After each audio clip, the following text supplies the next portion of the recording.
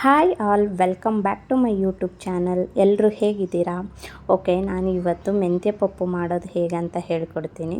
ಅದಕ್ಕೆ ಏನೇನು ಐಟಮ್ಸ್ ಬೇಕಂತ ಹೇಳಿದರೆ, ಜಿಂಜರ್ ಗಾರ್ಲಿಕ್ ಪೇಸ್ಟ್, ಮೆಂತ್ಯ ಸೊಪ್ಪು, ಬೇಯಿಸಿರೋ ಬೇಳೆ, ಟೊಮ್ಯಾಟೊ, ಈರುಳ್ಳಿ, ಹಸಿಮೆಣಸಿನ್ಕಾಯಿ, ಒಣಮೆಣಸಿನ್ಕಾಯಿ, ಬೆಳ್ಳುಳ್ಳಿ ಮತ್ತು ಹುಣಸೆಹಣ್ಣು.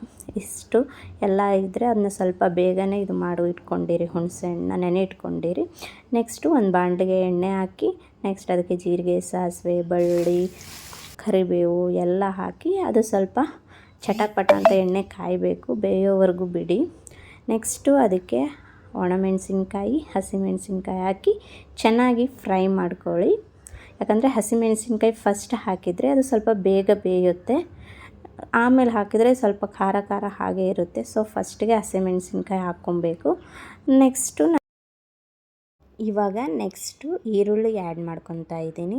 ಈರುಳ್ಳಿ ಆ್ಯಡ್ ಮಾಡ್ಕೊಂಡ್ಮೇಲೆ ಅದಕ್ಕೆ ಸ್ವಲ್ಪ ಸಾಲ್ಟ್ ಹಾಕೋಣ. ಯಾಕಂದರೆ ಸಾಲ್ಟ್ ಹಾಕಿದರೆ ಈರುಳ್ಳಿ ಬೇಗ ಬೇಯುತ್ತೆ. ಅದಕ್ಕೆ ಇವಾಗ ಸ್ವಲ್ಪ ಸಾಲ್ಟ್ ಆ್ಯಡ್ ಮಾಡ್ಕೊಳ್ಳೋಣ ಈರುಳ್ಳಿ ಜೊತೆಗೆ. ನೋಡಿ, ಸಾಲ್ಟ್ ಆ್ಯಡ್ ಮಾಡ್ತಾ ಇದ್ದೀನಿ. ಸಾಲ್ಟ್ ಆ್ಯಡ್ ಮಾಡ್ಕೊಂಡ್ಮೇಲೆ ಸ್ವಲ್ಪ ಈರುಳ್ಳಿ ಸ್ವಲ್ಪ ಬ್ರೌನಿಷ್ ಕಲರ್ ಬರೋವರೆಗೂ ಬಿಡಿ. ಯಾಕಂದರೆ ಈರುಳ್ಳಿ ಎಷ್ಟು ಬೇಯುತ್ತೋ ಅಷ್ಟು ಟೇಸ್ಟ್ ಚೆನ್ನಾಗಿ ಬರುತ್ತೆ. ನೆಕ್ಸ್ಟು ಅದಕ್ಕೆ ಏನು ಮಾಡೋಣ ಅಂತ ಹೇಳಿದರೆ, ಇವಾಗ ಟೊಮ್ಯಾಟೊ ಆ್ಯಡ್ ಮಾಡೋಣ. ಟೊಮ್ಯಾಟೊ ಹಾಕ್ಕೊಂಡ್ಮೇಲೆ ಅದನ್ನು ಸ್ವಲ್ಪ ಎಲ್ಲ ಐಟಮ್ ಚೆನ್ನಾಗಿ ಬೇಯಕ್ಕೆ ಬಿಡಬೇಕು. ನೋಡಿ, ಟೊಮ್ಯಾಟೊ ಆ್ಯಡ್ ಮಾಡ್ಕೊತಾ ಇದ್ದೀನಿ. ಇವಾಗ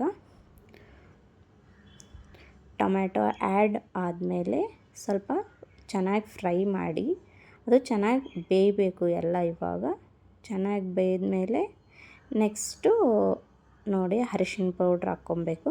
ಸೊ ಚೆನ್ನಾಗಿ ಬೇಯ್ದಮೇಲೆ ನೋಡಿ ಬೆಂದಿದೆ. ಇವಾಗ ಅರಿಶಿಣ ಪೌಡ್ರ್ ನಾನು ಆ್ಯಡ್ ಮಾಡ್ತಾಯಿದ್ದೀನಿ.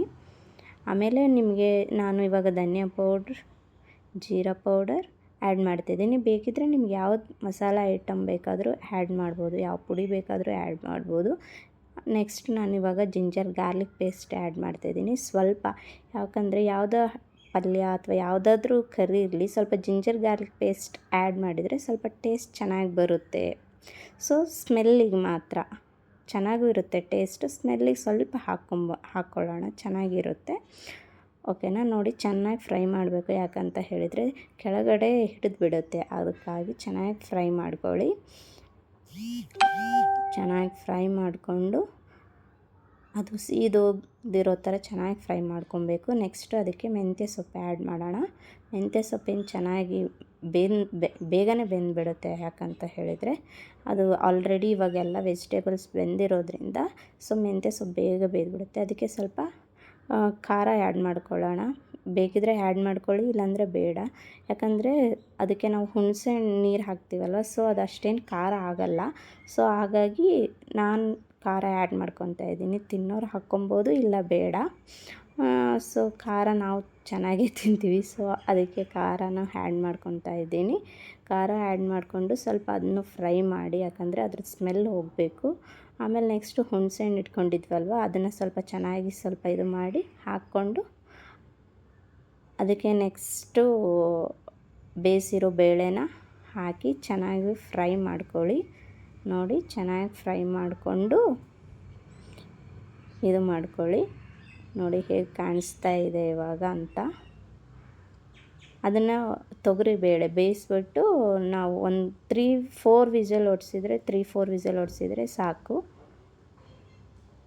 ಚೆನ್ನಾಗಿ ಬೆಂದಿರುತ್ತೆ. ನೋಡಿ ಎಷ್ಟು ಚೆನ್ನಾಗಿ ಕಾಣಿಸ್ತಾ ಇದೆ. ಅದಕ್ಕೆ ನೋಡಿ ಇವಾಗ ಹುಣಸೆಹಣ್ಣು ನೀರನ್ನ ಇಟ್ಕೊಂಡಿದ್ವಲ್ವ, ಅದನ್ನೇ ಆ್ಯಡ್ ಮಾಡೋಣ. ಆ್ಯಡ್ ಮಾಡಿದರೆ ನೋಡಿ ಎಷ್ಟು ಬೇಕು ಅಷ್ಟು ಆ್ಯಡ್ ಮಾಡ್ಕೊಳ್ಳಿ. ನಾವು ಇವಾಗ ನೀರು ಹಾಕೋದೇ ಬೇಕಾಗಲ್ಲ, ಯಾಕಂದರೆ ಇದನ್ನೇ ಆ್ಯಡ್ ಮಾಡಿರ್ತೀವಲ್ವ. ನೋಡಿ ಚೆನ್ನಾಗಿ ಕುದಿಯುತ್ತೆ. ನಾವು ಸ್ವಲ್ಪ ಮೊದಲೇ ಸಾಲ್ಟ್ ಹಾಕ್ಕೊಂಡಿದ್ವಿ, ಅವಾಗ ಸಾಲ್ಟ್ ಸ್ವಲ್ಪ ಈರುಳ್ಳಿ ಬೇಯಕ್ಕೆ ಹಾಕ್ಕೊಂಡಿದ್ವಿ. ಇವಾಗ ಸ್ವಲ್ಪ ಸಾಲ್ಟ್ ಚೆಕ್ ಮಾಡಿ ಇನ್ನೂ ಸ್ವಲ್ಪ ಆ್ಯಡ್ ಮಾಡಬೇಕಾದ್ರೆ ಆ್ಯಡ್ ಮಾಡಿ. ಇನ್ನೊಬ್ಬರ ಜೀವನದ ಬಗ್ಗೆ ಸುಮ್ಮನೆ ಇಲ್ಲ ಸಲ್ಲದ ಕಥೆಗಳನ್ನು ಕಟ್ಟಬೇಡಿ. ಯಾಕಂದರೆ ನಿಮ್ಮ ಜೀವನದ ಬಗ್ಗೆ ಬೇರೆಯವರು ಕಾದಂಬರಿ ಬರೆಯಬಹುದು. ಹೌದಲ್ವಾ? ನಿಜ ಅಲ್ವಾ? ಬೇರೆಯವ್ರ ಬಗ್ಗೆ ಏನು ಮಾತಾಡೋಣ, ನಮ್ಮದೇ ಜಾಸ್ತಿ ಇರುತ್ತೆ ನೋಡ್ಕೊಳ್ಳೋಕ್ಕೆ. ನೋಡಿ ಇವಾಗ ಹೇಗೆ ಕಾಣಿಸ್ತಾ ಇದೆ, ಚೆನ್ನಾಗಿ ಬೆಂದಿದೆ. ಇವಾಗ ಲೋ ಫ್ಲೇಮಲ್ಲಿ ಇಟ್ಟು ಲಾಸ್ಟಿಗೆ 10 ಮಿನಿಟ್ಸ್ ಬೇಯಿಸಿದರೆ ಸಾಕು, ಚೆನ್ನಾಗಿ ಬೆಂದಿರುತ್ತೆ. ನೋಡಿ ಹೇಗೆ ಕಾಣಿಸ್ತಾ ಇದೆ ಅಲ್ವಾ? ನೋಡಿ, ನಾನು ರೊಟ್ಟಿ ಮಾಡಿದ್ದೀನಿ, ಜೋಳದ ರೊಟ್ಟಿ. ಮತ್ತು ಅದಕ್ಕೆ ಈ ಪಪ್ಪು ಮತ್ತು ಚಪಾತಿ ಜೊತೆಗೂ ಆಗುತ್ತೆ, ಅನ್ನದ ಜೊತೆಗೂ ಆಗುತ್ತೆ ಅಲ್ವಾ. ಚೆನ್ನಾಗಿ ಬಂದಿದೆ. ನೀವು ಒನ್ಸ್ ಟ್ರೈ ಮಾಡಿ ಮನೆಯಲ್ಲಿ ಹೇಗಿದೆ ಅಂತ ಹೇಳ್ಬಿಟ್ಟು ಕಮೆಂಟ್ ಮಾಡಿ. ಓಕೆ, ಬಾಯ್ ಎಲ್ಲರಿಗೂ.